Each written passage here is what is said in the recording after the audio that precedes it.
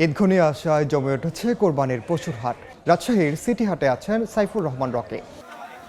উত্তরবঙ্গের মধ্যে সবচেয়ে বড় কোরবানির পশুর হাট বলা হয়ে থাকে রাজশাহীর এই সিটি হাটকে।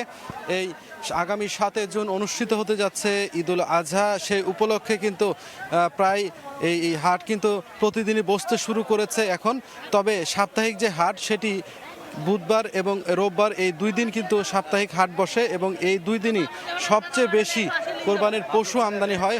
অর্থাৎ ঈদের আগে কিন্তু আজকে রাজশাহীর যে সিটি হাট সেখানে সবচেয়ে বেশি কোরবানির পশু আমদানি হবে এবং এরপরে যে হাটগুলো বসবে প্রতিদিনই যেহেতু হাট বসছে সেখানে কিন্তু পর্যাপ্ত সংখ্যক কোরবানির পশু পাওয়া যাবে না। আপনারা দেখতে পাচ্ছেন সকাল থেকেই কিন্তু রাজশাহী সিটি হাটে সাধারণ মানুষ এখানে আসতে শুরু করেছেন, যারা খামারি তারা আসছেন এবং অনেকেই ক্রেতারা যারা তারাও এখানে কোরবানির পশু কেনার জন্য আসছেন। এখনও যারা পছন্দের কোরবানির পশুটি কিনতে পারেননি তারা কিন্তু ঘুরছেন। আপনারা জানেন যে শহরের আশেপাশে যাদের বাসা, বিশেষ করে একেবারে শহরাঞ্চলের মানুষ, তারা একেবারে শেষের দিকে কোরবানির পশু কিনে অনেকে অনেক দিন ধরে ঘুরছেন, হয়তো দামের কারণে এখনও কোরবানির পশুটি কিনতে পারেননি।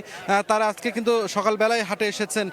সব মিলে এখন পর্যন্ত যদি বলা চলে রাজশাহী সিটি হাটে কিন্তু বেচাকেনা জমজমাট হয়ে উঠেছে এবং প্রচুর পরিমাণ কোরবানির পশু ঢুকছে। আপনারা জানেন যে প্রতি হাটে এখানে প্রায় 5,000-এরও অধিক কোরবানির পশু ওঠে এখানে।